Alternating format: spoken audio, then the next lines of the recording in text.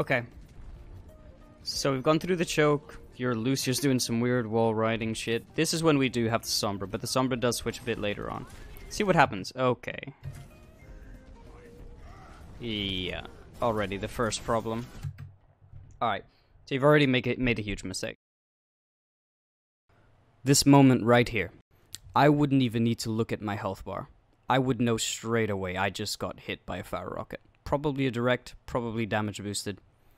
And you decide to just hang around and wait for stuff to happen.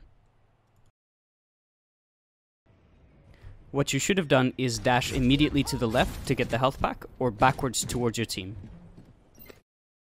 If the Rhine decides to chase you, which he probably still would, that's fine. Just full combo him, build up your ult, and back off. Okay, so now we're respawning. Sombra died to Torbjorn, like I predicted. So you're one down. Most likely. Okay, so I'm looking in the top left to see if you're communicating here. Let's rewind just a tiny little bit. So yes, okay, so fast forward to your respawn. Okay, slow down. I don't see communication.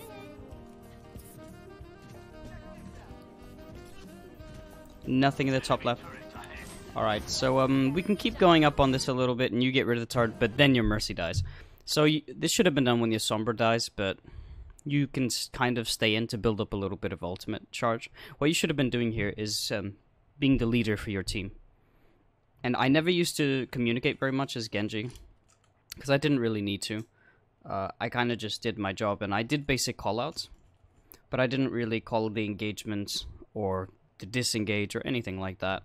But when I started playing Brigitte, when I started maining Brigitte, I was surprised at myself that I was communicating a lot more than I ever did. And what in my own games, what I'd be doing right now is just saying, it's over, back, get back. But yeah, you have to repeat it multiple times. You've got to be a little aggressive, not too aggressive, because Overwatch players are deaf. They're deaf. They don't hear shit. So if you're like one of those quiet mercies, there's like, we died, 2 of us died, guys, get back. And you just say it once, it's not going to work. You've got to be a little aggressive with it. It's like 2 down, guys. Back out. Regroup, we go again. And I don't really see any communication from you in the top left. You should have been doing this already. You should have already been calling this out. And yes, it is your job because you're the support. And you're the one who's trying to rank up. We don't give a shit about any of these idiots you're playing with right now. You're the one that's trying to rank up, so it's on you. It's your responsibility to do that. To be better than the rest of your team. Instead, you go left. Okay, alright, let's rewind on that for a moment. That wasn't bad. Okay, so I've gone into Premiere Pro, and I've done a little bit of wizardry. I'm going to show you some stuff.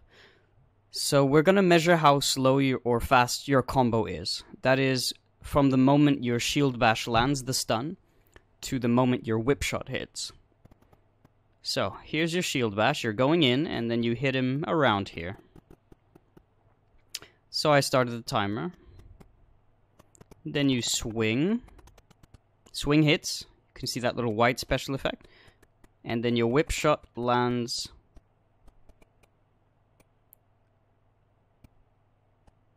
right about here. See that little special effect? Somewhere around here. Now, notice the numbers in the middle of the screen. So you got 55, 56, 57, 58. These are frames. So out of 60 frames, it lands about here. So your combo is at about 58.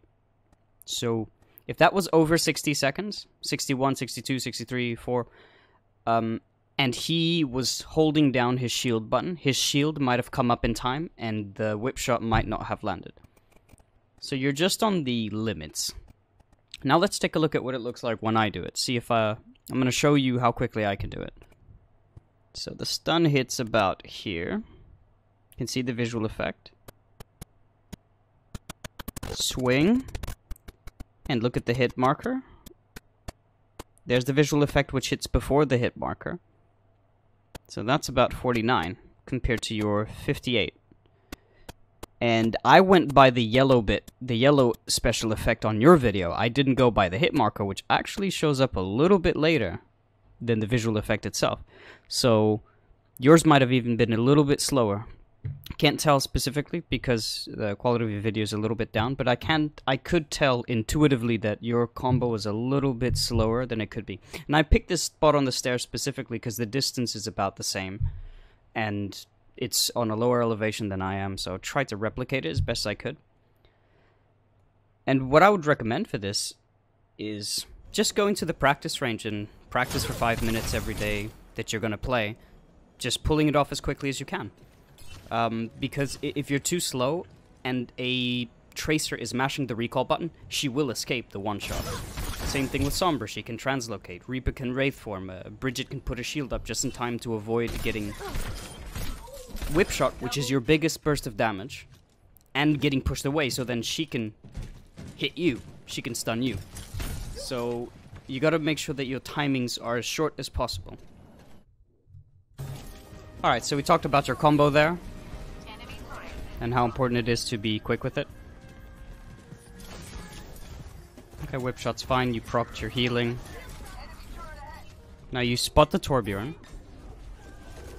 You just saw him get armor from Brigitte, so he's likely got either 275 or 350, because he's got his own armor pack. That's really difficult to deal with. What I want. And you go for the turret. Okay. I'm not saying you necessarily can't take the Torbjorn on. It's just the way that you should play this is not blow your cooldowns on the turret. Instead, shield up, block the damage as you go around to the left side. You deal damage to the turret, a little bit by little bit, blocking damage in between, to draw the Torbjorn towards you. And then you blow your cooldowns on the Torbjorn, try to kill him, push him away, fuck around with him. Use your shield to look around corners so you know exactly when he's coming for you. Play around with him until you kill him. Or you may not always be able to kill him, you're not necessarily looking to kill him. If you, for example, see a Roadhog coming your way to back him up, here's a cool little trick you can do on this map.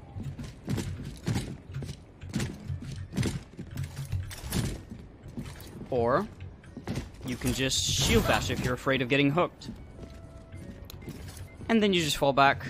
Got the health pack right there, go back to your team. You should be with your team to begin with, but if you're forced to take a fight with a Torbjorn, that you see he's isolated, maybe you can kill him, don't go for the turret.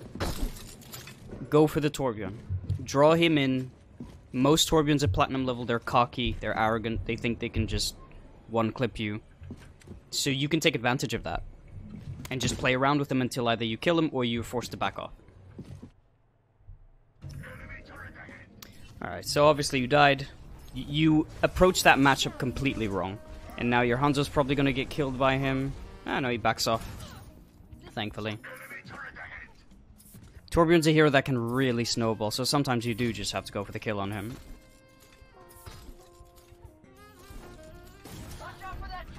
Alright, so now we're approaching. Your Rhine just died, so there we go.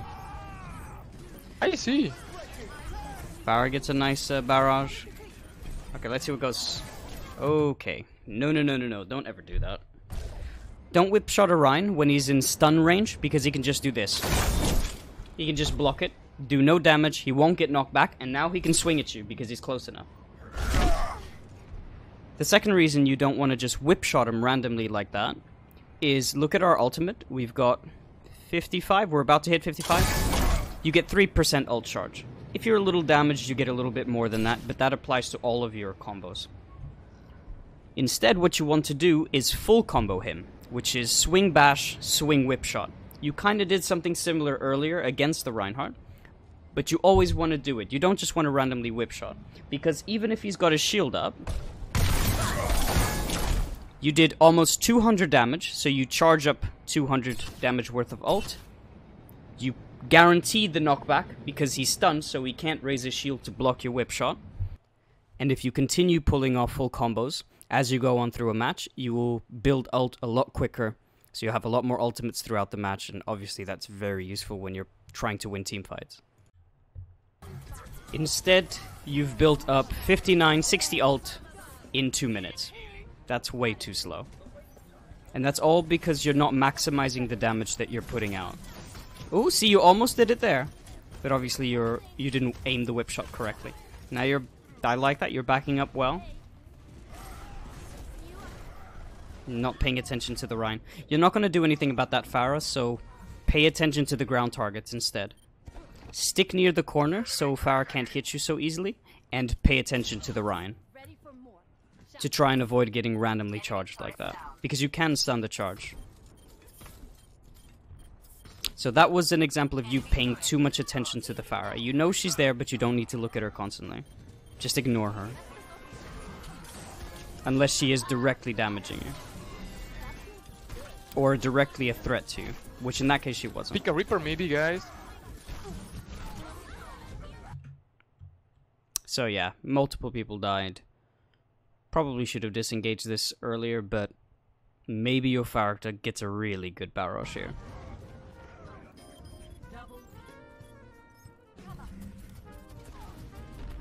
Alright, let's see. I mean, she got 2 kills. But is that enough? Because 2 of you died. 2 of you are staggered. Wow. Mercy dies. This is probably a win. Yeah, your Pharah just hard carried. And finally you've got your ultimate. You've used it 3 minutes and 20 seconds in. That was a good one. But again, I think you missed the whip shot there. I think somebody else spooked him away. Let's watch that back real quick. Slow this down, so half speed. So Rhine is moving around. Swing bash. Swing. No, somebody else pushed him away. I don't think that hit. That didn't hit. Probably the Pharah or the Reinhardt charged. But yeah, I guess you won this one in the end, but a lot of errors, obviously. No offense, but you basically contributed no value. But that's fine, we're here to learn. So I hope this video was useful and has helped you to see some of the things you need to improve on when it comes to Brigitte. And if you've got any more questions, just leave them down in the description below.